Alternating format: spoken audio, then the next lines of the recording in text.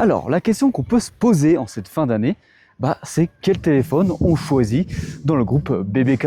La question, c'est vrai, le OnePlus 15 ou le Realme GT 8 Pro.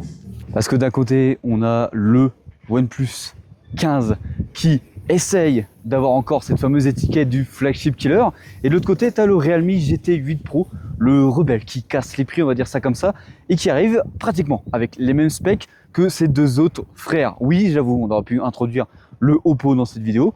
Seul petit bémol, c'est que Oppo n'est pas trop réceptif quand je leur envoie un message pour tester le produit. Parce que oui, si tu ne le savais pas, ces trois marques, en tout cas les deux téléphones qu'on va présenter dans cette vidéo, ils appartiennent à la même maison mère. On appelle ça la maison BBK.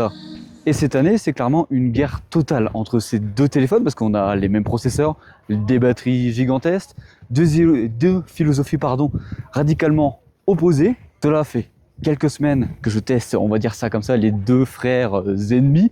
J'ai joué avec, j'ai vidé leur batterie, j'ai tout fait ce qu'il fallait. J'ai pris des centaines de photos. T'inquiète pas, après je te fais un petit comparatif parce que c'est une grosse partie de ce qui diffère sur ces deux produits.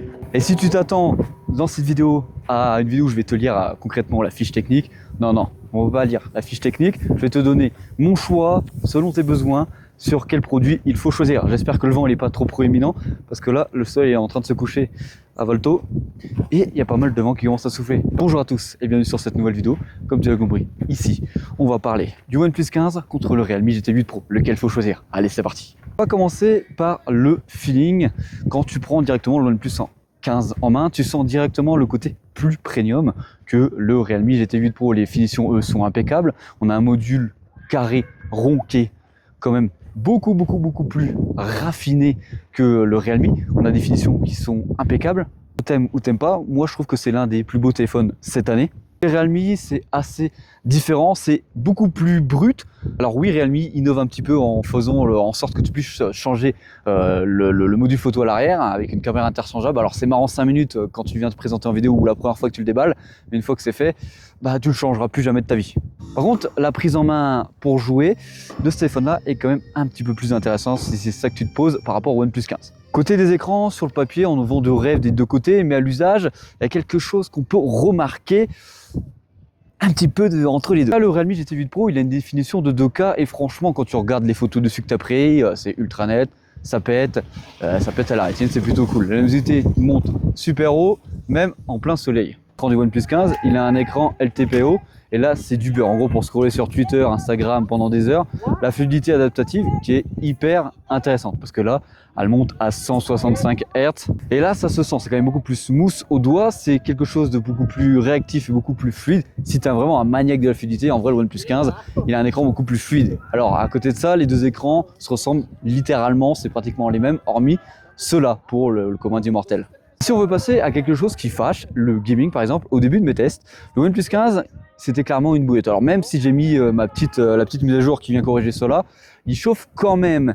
Alors avec la mise à jour, en théorie, c'est censé moins chauffer, mais il chauffe quand même parce que la mise à jour, on va dire, bride les performances au bout d'un moment pour venir calmer le jeu et éviter que le téléphone chauffe. Contrairement au Realme GT 8 Pro, alors oui, ça le fait aussi un peu ce que je viens de te dire, mais beaucoup moins. Le téléphone, lui, déjà, il chauffe pas du tout en main et tu peux enchaîner des heures de jeu sans avoir les mains moites, chaudes, sentir des ralentissements. Alors, dans le principe, oui, tu en as un petit peu un ralentissement, mais c'est vraiment très minime comparé à ce que fait le OnePlus 15 fait. Et là où je dois tirer mon chapeau aux deux téléphones, c'est clairement sur l'autonomie, parce que les deux ont une autonomie juste faramineuse. C'est un truc de fou comment ils ont une autonomie de fou. C'est les deux téléphones avec la meilleure autonomie du marché. Les deux téléphones vont tenir les 2 jours sans problème. Et dans le principe, le OnePlus 15, lui, il a une meilleure autonomie. Mais tu ne verras pas la différence entre les deux. Là-dessus, ça va pas là, c'est pas ici que ça va venir se départager. Alors, niveau photo, on va dire que c'est compliqué parce qu'on a deux philosophies bien différentes entre les deux. Le OnePlus 15 qui donne des rendus beaucoup plus naturels. Le détourage des cheveux est nickel. Le flou d'arrière-plan fait un petit peu plus pro. Realme lui force un peu trop sur le lissage de la dépôt à mon goût par exemple. Par contre quand tu veux faire des zooms, là le Realme il bluffe clairement par rapport au petit OnePlus. Parce qu'ici on a un capteur 200 mégapixels qui te permet de recadrer dans l'image comme un malade et ça fait la diff si tu vas avoir un téléphone beaucoup plus polyvalent. En gros le OnePlus il est plus naturel mais le Realme est plus polyvalent. Et a un rendu bien particulier, le rendu Ricoh, on va dire ça comme ça. Ça on aime, soit on n'aime pas. Perso, je suis pas le plus grand fan, je préfère ce que OnePlus fait, même si le zoom du Realme est très intéressant. Pour conclure, perso, le OnePlus 15, je le trouve plus joli. Il a un aspect plus premium. Le Realme, on va dire qu'il est dans un style geek, on va dire ça comme ça parce que je trouve pas le terme. Le papier, c'est pratiquement les mêmes téléphones, juste la photo, juste la partie photo, la partie design qui peut influencer ton choix. La photo est plus polyvalente sur le Realme, mais la photo sur le OnePlus est plus naturelle. Mais je trouve que le OnePlus 15 est plus joli.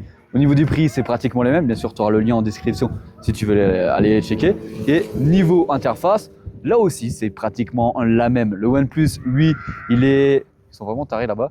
Il est un peu beaucoup plus... on va dire que l'interface OnePlus est un petit peu plus travaillée et l'interface Realme, elle est un petit peu plus fun, un petit peu plus joueur dans la personnalisation, même si c'est pratiquement la même. Voilà, on arrive sur la fin de cette vidéo. Comme d'habitude, j'espère qu'elle t'aura plu. Surtout avec ce magnifique décor là-bas derrière, avec les magnifiques montagnes. Alors, il y a un peu de vent, j'espère que ça se ressent pas beaucoup. Je me pèle et je vais vite rentrer dans mon hôtel. Allez, bisous.